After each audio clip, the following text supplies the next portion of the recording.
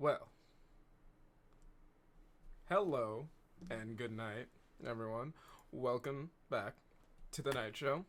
As some may know, and for those who are new, it is a weekly platform where you get to see my beautiful face talk about all things revolving around gaming, the most relevant and prevalent current events.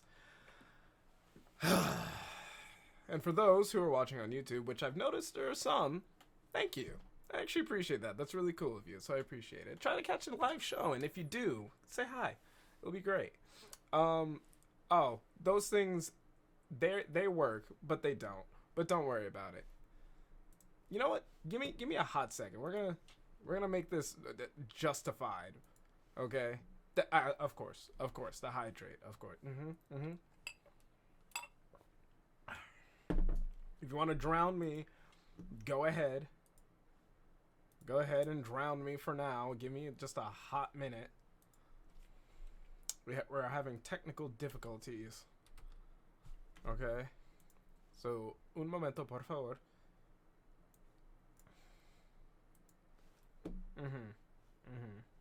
Yep. Just a second. I don't.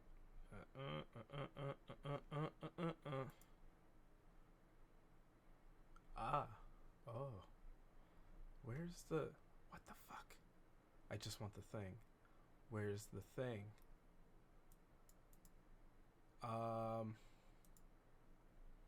Well, technical difficulties are still a thing. There we go. Okay. We have that. That's already a thing. What the fuck? There we go. Okay.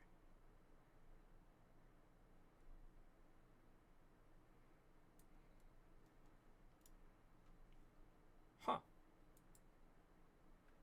Oh shit, that's cool. Alright, well, apparently it should work, so I'm just gonna quickly do a test. Hey, cuppa, cuppa, hey, cuppa, cuppa, hey. We're good. Alright, where were we?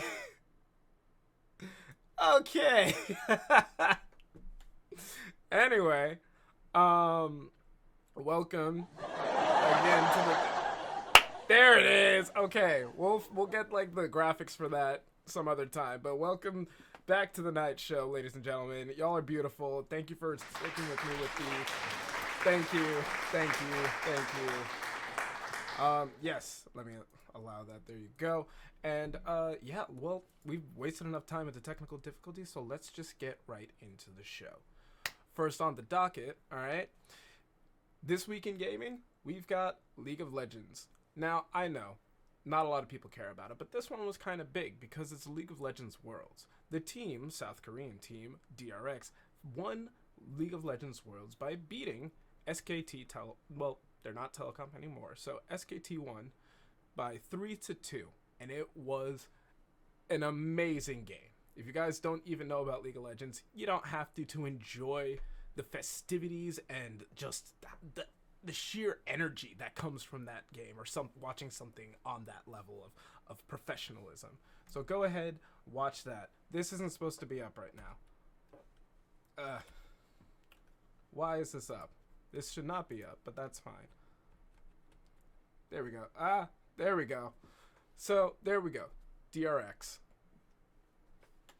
Now, something interesting is that this person right here, that's Deft. The reason why this Worlds was more important than some of the ones in the past is because Deft right here has been a player in the League of Legends pro circuit since Season 2 of League of Legends, which is about, I want to say, like, back in 2012, roughly. And he's been to Worlds quite a few times, but he has never been able to win a Worlds Championship. And now, he finally has. And it's truly just like a fairy tale come true, because he's been trying so hard to win Worlds. And now, I mean, he did. He finally won. So, cheers to you, Deft, and congratulations to DRX.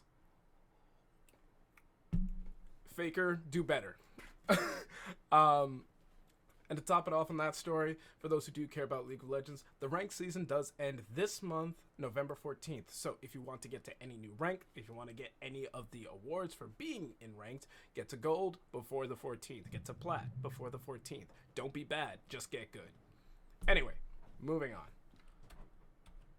We've got a new tank hero coming to Overwatch. This was announced a couple of days back, last week, around Friday or so. And the new tank is a leader of the Null Sector. Now, you might recognize that term because from Overwatch 1, we had the Buddhist guy whose name I'm blanking on, but we don't need to worry about that because the Buddhist guy is great. Zenyatta. There we go. We have Zenyatta. Zenyatta was a Buddhist man who could dissonance or resonance, I believe it was called, and he could heal, but he could also cause some kind of malice to the enemy from range, and he was great. It was a lot of fun. His leader, their name, is Ramatra. And he's going to feature two forms, similar to how Zenyatta had the healing orb and the negative orb, the orb of malice, or whatever you want to call it. Because I don't remember the name because I don't play the game anymore, but that's not the point, all right? The point is, dude's got two forms. The first form is going to be more of a defensive ranged form. As you can see here, he's got a staff, so I can only assume that he's going to be some kind of caster from range, protecting his allies, while, dealing a little bit of damage from the back line, or perhaps, just from a distance. And then, that's the wrong graphic, that's also the wrong graphic, he's got another form. This one, which is kind of cool. Boy's got 4 arms, because Ben 10 wasn't good enough. Now, this second form, or this alternate form, is for close quarters. It's for a close quarters smackdown. All right. Now, this is for when you're close up and you're dealing with your enemies right up in front of you. Just want to beat the ever living shit out of them. Now, hopefully, it looks really cool, right? It looks really great. But if you've been looking at anything around Overwatch 2, people have been talking a lot about how the supports are not getting, they're just desserts. And to top it off, Blizzard decided it was a good idea to lock some of the supports behind their battle pass, which requires somewhere around 50 hours to get to them. Not a great decision, huh, Blizzard? But let's just hope that they don't lock him behind the battle pass like they did with their totally not magical Spirit Fox summoner named Kiriko. Because, hey, they don't want magic in the game because that doesn't exist, but a Spirit Fox? We don't need to talk about it, right? Right? Now, as my graphics have been consistently messed up, we're moving on. That's not it. That's it. The Last of Us. Some of you might know that Naughty Dog at I believe it was this summer's Summer Game Awards, The Last of Us, Naughty Dog rather, came out and spoke about how they were going to work on a Last of Us TV show. It was picked up by HBO, and as a matter of fact, it is coming to fruition. You guys can see it in the wrong side right there. The show is going to air on January 15th, which is a Sunday, which, if you know HBO, they air most of their biggest shows, like Game of Thrones, both House of Dragons and the original Game of Thrones. They air their biggest shows on a Sunday, which leads us to believe that this show is going to come out on a weekly basis, Sunday to Sunday, with a new episode each Sunday. In this show, for those who don't know, which if you don't know, but you're watching the show, I'm assuming you're here for me, and I love that. That's great. Stick around. But also, if you haven't played The Last of Us, go play it. You can literally play it just about anywhere now. It's on PlayStation. I think it's on Xbox. Don't quote me on that. But more importantly, it's on PC in both the original version and a remastered version. So you can just play it in a better way than on Xbox or PlayStation, because why would you play it on a console if you have a computer? Because we're just better. PC Master Race. Anyway, that's not the point. The point is that this story is beautiful. It brought the internet to its knees and made the internet cry collectively. Why? Because it's a story about a father and a daughter. The bond that we get to watch being made, being crafted, broken, tested, strained. it's unlike almost anything that's ever been made in gaming to recent days. It's something that is one of those very unique games that comes around once in a lifetime. And maybe not once in a lifetime, but like once in a while, right? And let's be real, games these days aren't as good as they used to be in terms of single player, but PlayStation has been really hitting hard with their single player. They know that the single player games, people love them. People love them for the stories. And this game, turning into a show, is one of those beloved stories. So for the show, now let's bring it back a little bit. As I said, the show's going to premiere on January 15th, which is a Sunday. All right? And this story is going to be, as I said, The Last of Us from the game. It's going straight from The Last of Us 1, the one that was released back in 2018. Was it 18? No. I think it was 18. Anyway, the story is going to follow Joel, played by Pedro Pascal from The Mandalorian, and he is hired to smuggle Ellie, who's going to be played by Bella Ramsey, who's from Game of Thrones, out of a strict quarantine zone in a 20 years post-apocalyptic, you try saying that 3 times fast, post-apocalyptic America, right? I would tell you more, but that's going to spoil a beautiful game. And quite honestly, if you don't want to play it, that's fine, but you can go watch it. The whole game plays like a movie, and it's going to make you feel things that you've never felt before. So give it a try. As for the show, I think we're all in agreement that whenever anybody, any large media company tries to take a show or even an anime or a cartoon and make it live action, it's kind of not always the greatest thing. Why is that? Because the people at the top don't give a shit about the people who actually care about the content, and somehow they always miss the source material. But in this case, Naughty Dog seems to have a good hand in the creation of this show. So we have some hope for this show. And also, our boy Pedro Pascal, the man does work. Doesn't matter what show he's in, what movie he's in, even if the show was bad, man is entertaining as hell to watch. So I'm hopefully, what's the word I'm looking for? I am optimistically skeptical about this show. I hope it's going to do well. I would love to see this show done well, because all it's going to do, is, if it does well, is promote other companies to take the stories that we love and bring them to the screen, but do it properly.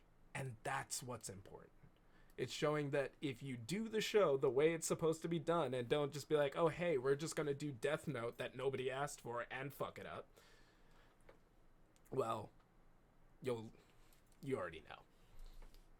And finally, as you saw in the beginning, because, I'm paying very much attention to my graphics, and they're working immaculately today, we've got God of War Ragnarok.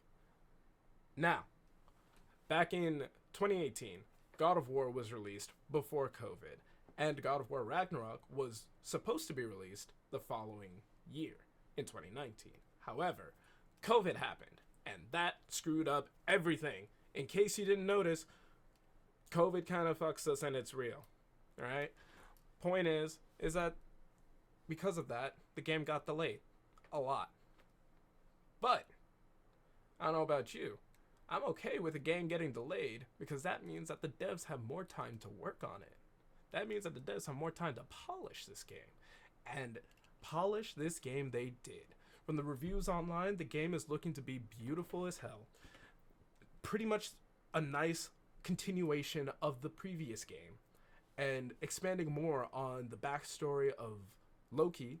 If you haven't seen, spoiler alert, if you haven't played the game, too bad. I'm gonna spoil a little bit of it for you. But Loki, also Kratos' son Atreus, exploring more of his giant background, while Kratos is taking on the other Norse gods, i.e. Thor. If you didn't see the end of God of War, the first one, that's something to watch. Chills. Literal chills. But The game is going to be released this week on console, on on PlayStation, on November 9th. After that, I believe it's also going to be released on Xbox as well, but in terms of coming to PC, there are no concrete days or details about that yet. But if it's anything like the original God of War that came out in 2018, chances are that's going to take about 2 years or so for it to come out on PC. And at that time, we'll have enough time to, relive it, want to play it again, and it's going to be better anyway because you're now going to be able to play it at a full 120 FPS, or at the very least 60 1080 instead of your 1080 30 on the consoles. I don't mean to give shit to the console players, but y'all gotta get on your shit and stop playing these games with low frames. Alright? Anyway. So, another bit of information that you all should know. This game will be the last installment of our favorite god of war.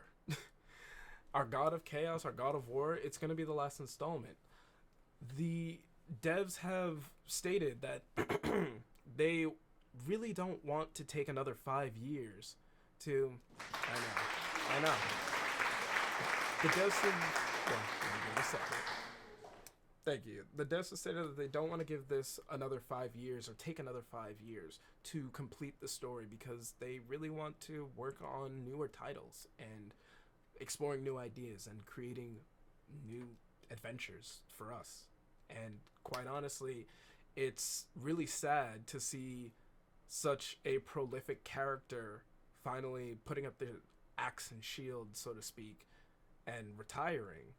But at the same time, the adventures and the emotions and the fun and the thrill and the carnage that we've gotten from this from these devs and from this franchise, it's something that's going to stick with all of us, I feel like. So with that, I mean, it's going to be sad to see Kratos go, but hey, we do love that rampage that he sent us on for years, and you better believe that when that game comes to PC, I'm going to be playing it. Kratos for life, absolutely.